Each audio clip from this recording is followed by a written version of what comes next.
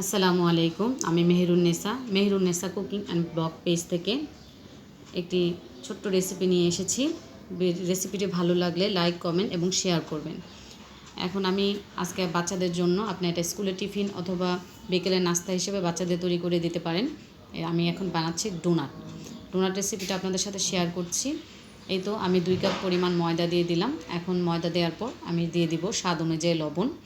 এই তো আমি স্বাদ অনুযায়ী লবণ দিয়ে আমি হ্যান্ড উইক্সের সাহায্যে লবণটা আর ময়দাটা ভালো করে মিশিয়ে নিলাম। এখন আমি অন্য একটি পাত্রে আমি দিয়ে দিব 1 কাপ পরিমাণ দুধ, লিকুইড দুধ দিয়ে দিচ্ছি 1 কাপ পরিমাণ। এখন দিয়ে দিব আমি স্বাদ অনুযায়ী চিনি। এই তো আমি চিনি দিয়ে দিচ্ছি, আপনি আপনার স্বাদ অনুযায়ী দিবেন, যে যতটুকু মিষ্টি খান ততটুকু দিবেন। এই তো আমি স্বাদ অনুযায়ী দিয়ে দিলাম চিনি। এখন দিয়ে দিব হচ্ছে ইস্ট, 1 চামচ পরিমাণ আমি ইস্ট দিয়ে দিলাম। এখন দিয়ে দিব 2টা ডিম। 1 কাপ ময়দায় 1টি ডিম, 2 কাপ ময়দায় দিয়ে দেব 2টি ডিম। এই তো আমি 2টি ডিম দিয়ে দিলাম। এখন দিয়ে দিচ্ছি মেল্ট করা বাটার দিয়ে দিলাম। ডিপ ফ্রিজ থেকে কিছুক্ষণ আগে বের করে রেখেছি। তারপর এটা মেল্ট হওয়ার পর আমি এটা দিয়ে দিলাম, মেল্ট করা বাটার দিয়ে দিলাম।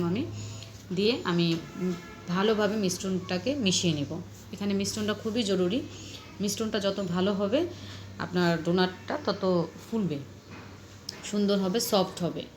এই তো আমি এখন আমার যেই মিশ্রণটা বানিয়েছি সেটা আমি দিয়ে দিলাম ময়দার মধ্যে, একটু একটু করে দিব, দিয়ে আমি আলতো করে এটাকে গুলিয়ে নিব। এই তো আমি মেশাচ্ছি হ্যান্ড উইক্সের সাহায্যে, খুব আলতোভাবে মেশাতে হবে।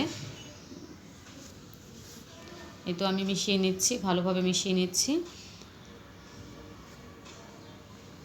মেশানো হয়ে গেলে আমি এটা এক সাইডে 30 মিনিটের জন্য আমি রেখে দিব রেস্টে, কারণ এটাতে ইস্ট ইউজ করা হয়েছে। ইস্টের কারণে এটা ফুলবে। এই তো আমার ফুলে আমার ময়দাটা অনেকটা বেড়ে গেছে। এখন আমি এটার ভিতরে যে বাতাসটা ঢুকে এটা আমি বের করে এটাকে আমি মথে নিচ্ছি ভালোভাবে। এখন আমি আমার পিড়াটার মধ্যে একটু দিয়ে দিচ্ছি ময়দা দিয়ে আমি মিশ্রণটাকে ভালোভাবে মথে নেব,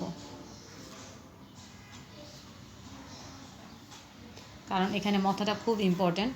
আর হচ্ছে আপনার মাখানো যত সুন্দর হবে আপনার ডোনাট তত ফুলবে, তত সফট হবে, খেতে ভালো লাগবে। অনেক সময় ডোনাট ভাজার পরে নরম হয়ে যায়, চুপসে যায়, এটা হবে না। এই তো আমি এখন এটাকে 2 ভাগে ভাগ করে রুটি আকারে আমি বেলে নিয়েছি। এখন আমি একটা বাটি দিয়ে আমি এগুলোকে কেটে নিয়েছি, শেপ করে কেটে নিয়েছি। এই তো এখন কাটা হয়ে গেলে আমি ডোনাটের শেপটা দিব। আমি একটা বোতলের মুখ দিয়ে আমি মাঝখানগুলো কেটে নিচ্ছি, কেটে আমি আলাদা করে নিব। হয়ে গেল আমার সবগুলো ডোনাট বানানো।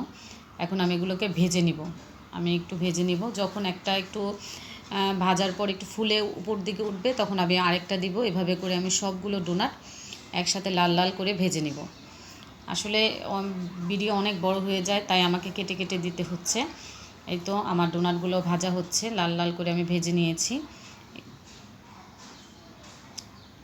সবগুলো ডোনাট। এই তো আমার ডোনাটগুলো ভাজা হয়ে গেল। এখন উপরে আমি চকলেট উপরে আমি দিয়ে দিব।